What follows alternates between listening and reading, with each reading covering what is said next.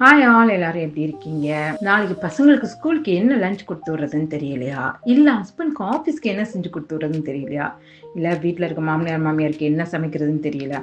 வீட்டில் இருக்க எல்லாருக்குமே பிடிச்ச மாதிரி சிம்பிளாக ஈஸியாக 10 மினிட்ஸில் செய்யக்கூடிய, அதே சமயத்தில் ரொம்ப ருசியாக இருக்கக்கூடிய வெண்டைக்காய் புளிக்குழம்பு எப்படி செய்யறதுன்னு பார்ப்போமா? அதுக்கு முதல்ல ஒரு சட்டியில் 1 டேபிள் ஸ்பூன் ஜீரகம், 1/2 டேபிள் ஸ்பூன் வெந்தயம் சேர்த்து நல்லா வாசம் வர்ற வரைக்கும் வறுத்துக்கோங்க. இதை தனியாக எடுத்து வச்சுட்டு அதே சட்டியில் ஒரு 2 டேபிள் ஸ்பூன் நல்லெண்ணெய் சேர்த்துக்கோங்க. எப்போவுமே புளிக்குழம்பு செய்யும் போது நல்லெண்ணெய் மட்டுமே சேர்த்து செய்யுங்க. அது ஒரு படி ருசியை மட்டும் வாசத்தையும் கூட்டி கொடுக்கும்.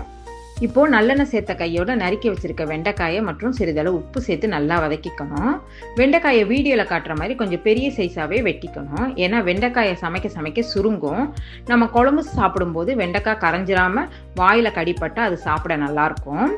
இப்போ வதக்கின வெண்டைக்காயை தனியாக எடுத்து வச்சுட்டு அதே சட்டியில் மறுபடியும் ஒரு 2 டேபிள் ஸ்பூன் நல்லெண்ணெய் சேர்த்து எண்ணெய் சூடானதும் கடுகு வெந்தயம் சேர்த்து இது ரெண்டும் பொரிஞ்சதும் சிறிதளவு கருவேப்பிலை சேர்த்துக்கணும்.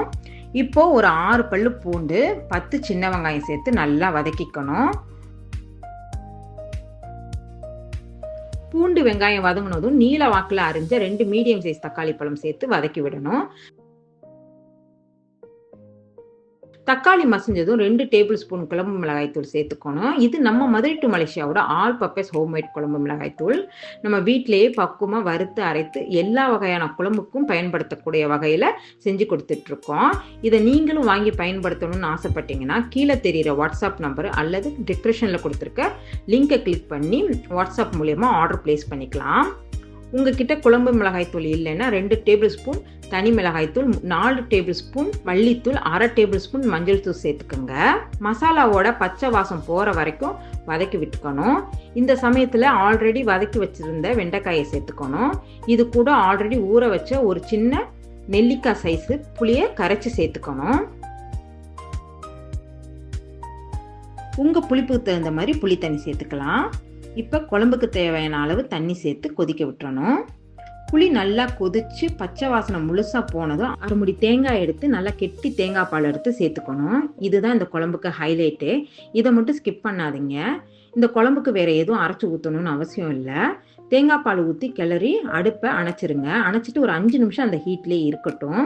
தேங்காய் பால் ஊற்றுனதுக்கு பிறகு கொதிக்க விடக்கூடாது. இப்போ அடுத்து இன்னொரு கடாயை வச்சு அதில் சிறிதளவு நல்லெண்ணெய் சேர்த்து எண்ணெய் சூடானதும் சிறிது கடுகு, உளுந்தம்பருப்பு, பொடியாக நறுக்கின சின்ன வெங்காயம் மற்றும் கருவேப்பிலை சேர்த்து தாளித்து குழம்போட சேர்த்துக்கணும்.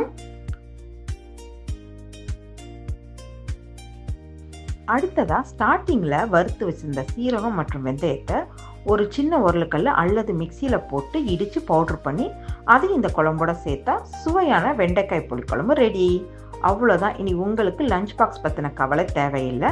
அடுத்து இதே மாதிரி இன்னொரு சூப்பரான, ஈஸியான அண்ட் ஹெல்த்தியான, டேஸ்டியான ரெசிபியோட உங்களை சந்திக்கிறேன். நம்பிக்கையின் சுவை, நாவின் சுவை. டாட்டா, பாய் பாய்.